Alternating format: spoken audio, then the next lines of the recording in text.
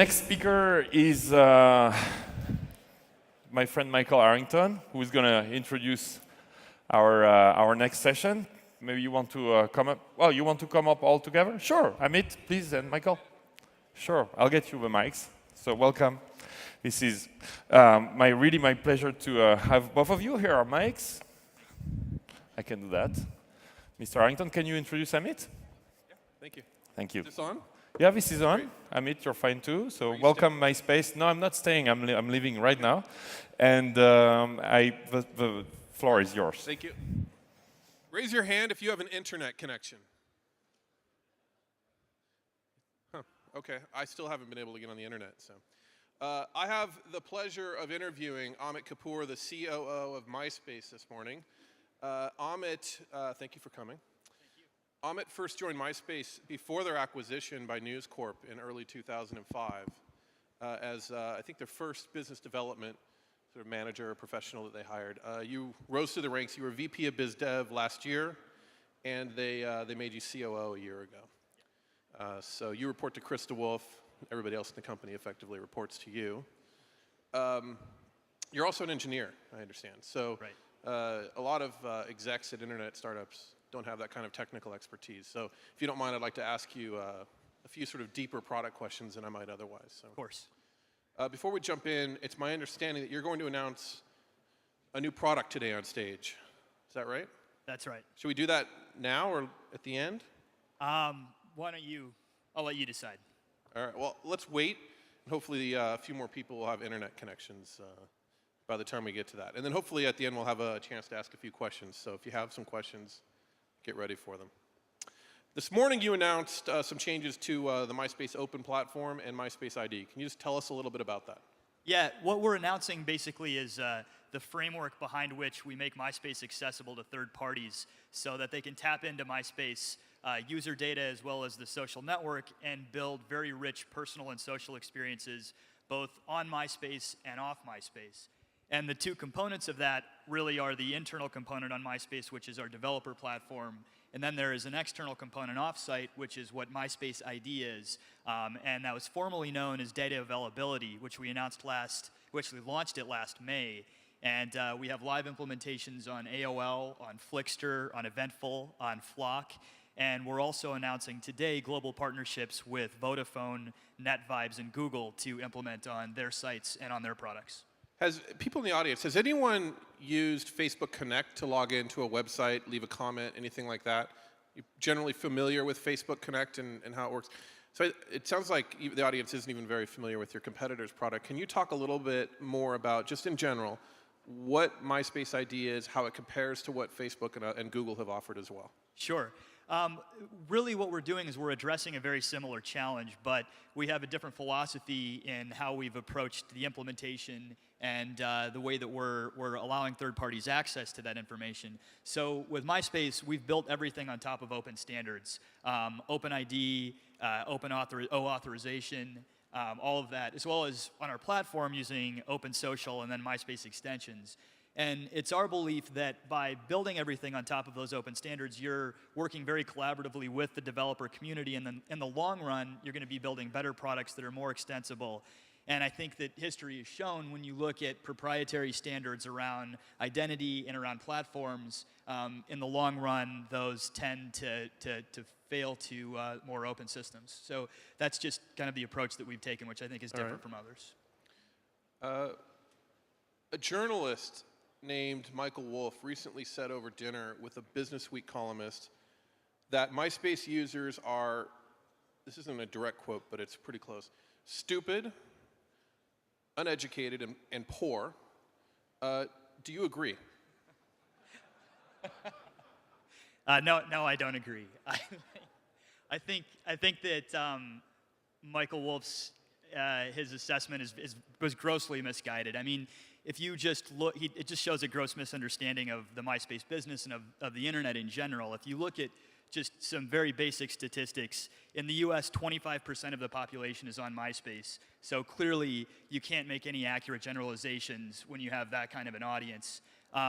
Further stats and studies show that 25% of our users make over $100,000 a year.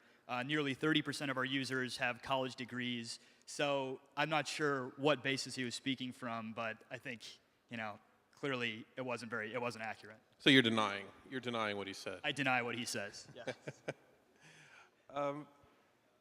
I think the economy is on everyone's mind. Could you talk a little bit about what you see happening tell us what's happened over the last 12 months to the extent you can, and what you see next year with regard to your own economics and your own business. Sure. Fortunately, the position that we're in, we're actually continuing to see improvement and growth in our business model, in our advertising revenues. Last quarter, year over year, we're up 19%, and we're continuing to see steady improvement. In fact, we have a lot of big brands that are continuing to come on the site through a lot of our integrated marketing campaigns. Walmart just came on the site. We have big deals with Toyota, with all of the major movie studios. So you're seeing a lot of major brands shift their dollars online and also shift their dollars over to MySpace as we start to prove out the execution and the ability to deliver them measurable results. But I think, like everybody, we're also taking a very close look at what's happening with the economy, and we're cautiously optimistic. And much like everybody else, we're controlling our costs, and we're being very careful at how we approach growth in the future. Will the next 12 months, will it be more revenue than the last 12 months? Are you comfortable saying that? You'll have some growth in revenue? You say you're carefully optimistic. That Sure. suggests that you think revenue will be increasing. Yeah, I think that year over year we'll see improvement over last year. And we don't break out revenues for MySpace and the rest of Fox Interactive Media, but I think year over year you're going to see clear improvement. You're like 85% of FIM's total revenues, is that right? Or it's been reported that that's... Whatever's been reported, if that's been reported, it may be more. Actually, here's a question that I don't have down here. You guys used to make a lot of acquisitions, almost one a quarter or more, and some investments as well. That's sort of tapered off a little bit. Is there a reason for that? Do you see becoming more acquisitive over the next year? Anything in the pipeline right now? Well, I think that we're looking at a lot of opportunities, and there's a lot of volatility in the market right now, which is something where you want to make smart decisions in any kind of acquisition that you make. And you look at acquisitions for a number of reasons. If you want to bring on a new product, if you want to bring in key talent. And I think we're looking across the board at those opportunities. But given this just tremendous volatility in the market, not only within the valuations of the individual companies, but within News Corp's stock pricing and cash flow and your ability to borrow money, I think all of those things really factor into your decision. But if there's more stability and more opportunities arise, then I think much like any major technology and major media company, we're going to try to take advantage of that. So you recently launched MySpace Music. When did it launch? It launched September? The end of September, early October.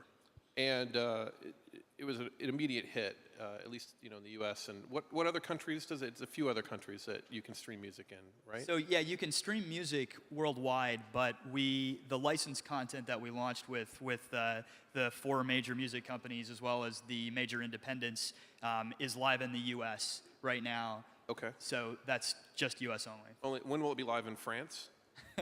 We're working on the rights deals. As many of you may know, it's a very complex rights landscape internationally. And we're making very good progress. And so we should be launching in several international territories next year. Who here lives somewhere in Europe? And who lives somewhere in the U.S.? Asia? Anywhere else? I didn't mean to lump in the rest of the world, but the numbers were decreasing. It looks like Europe needs to be your next, to get this audience happy. It is. It is. Who will be the first? I'm not going to comment on that. Why not? Is it UK? Well, the UK is our second biggest market, so there's a high likelihood. That's where you're putting all of your efforts for the, okay. You hired an MTV executive, Courtney Holt, to run MySpace Music. Has he started yet, or he starts No, soon? Courtney starts January 5th. Okay. It's interesting that you created a separate company for MySpace Music. You, at one point, it was reported on TechCrunch that you were raising money for MySpace Music. It sounds like you're moving away from that now. I don't know. You've hired a separate CEO. Corporate-wise, what does this look like 5 years from now? Is it something that you're going to raise venture capital for and look for a liquidity event specifically for that entity? Is it something that will always be part of News Corp?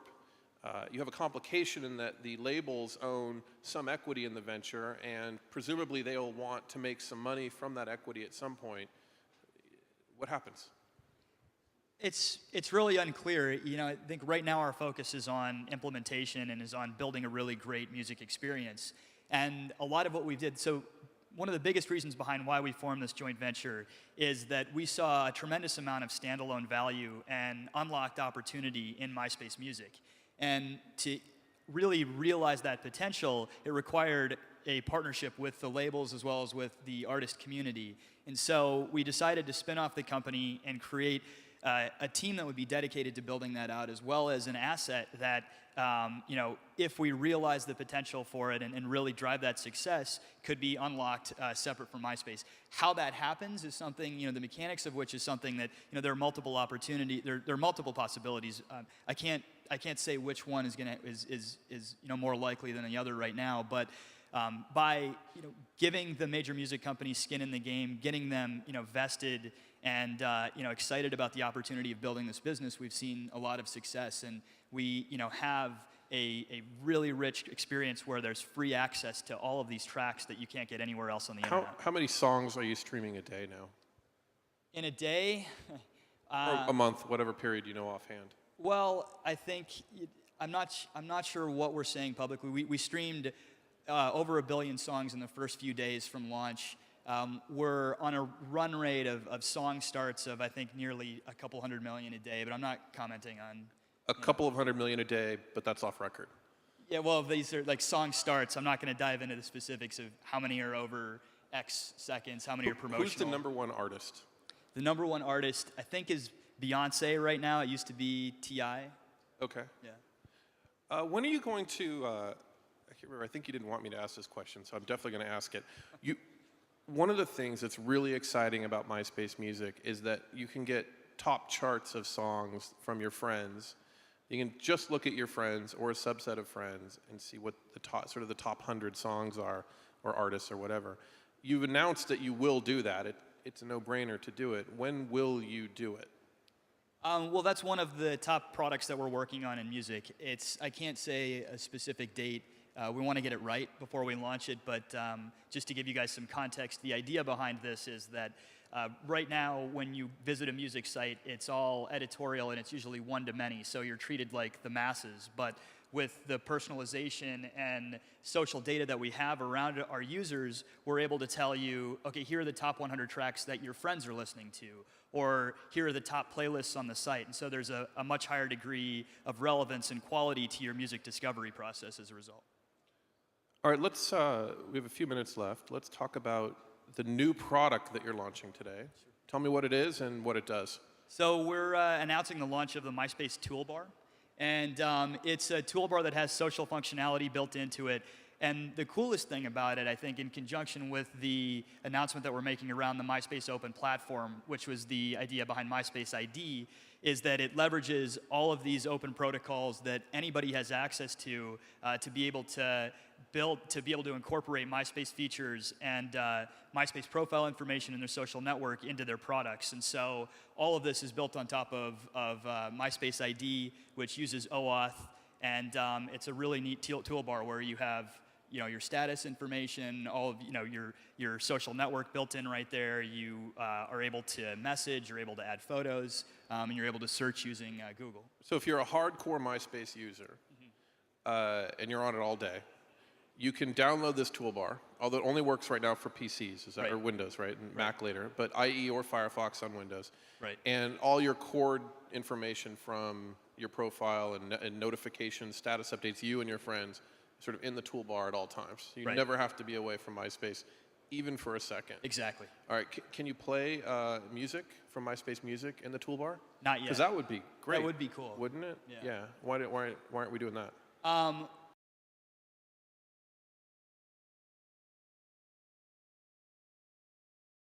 We're launching products that have the right balance between the user experience and monetization.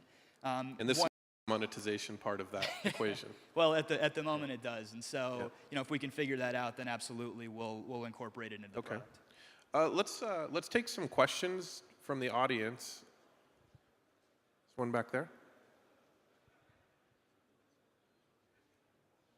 Thank you. We do some work with musicians that are independent, and the feedback they've had about the recent MySpace music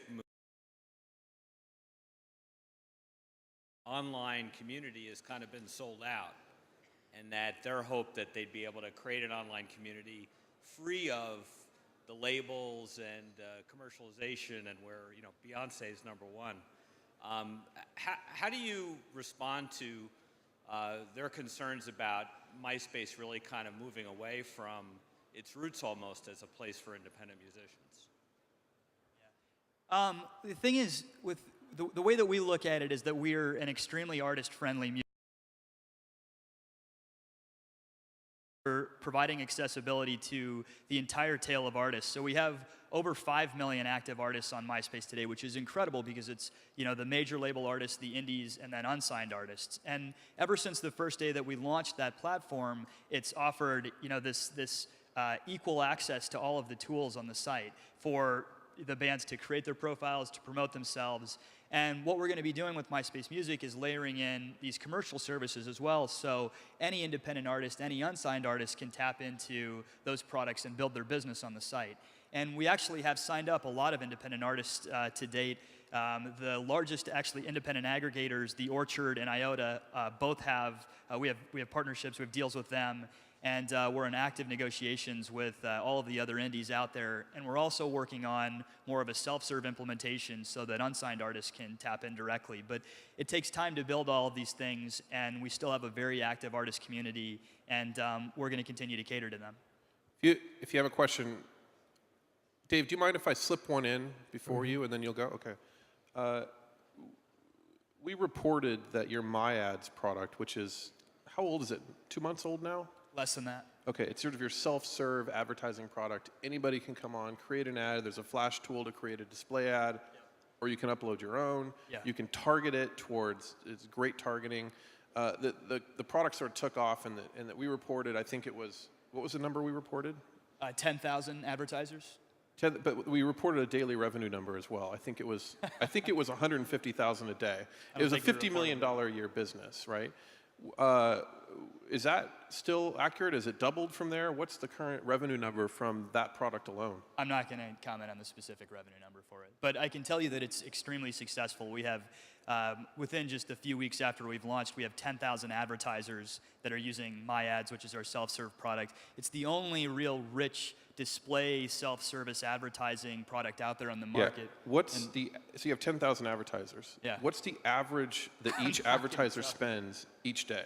We don't release those specific numbers. Okay. Dave?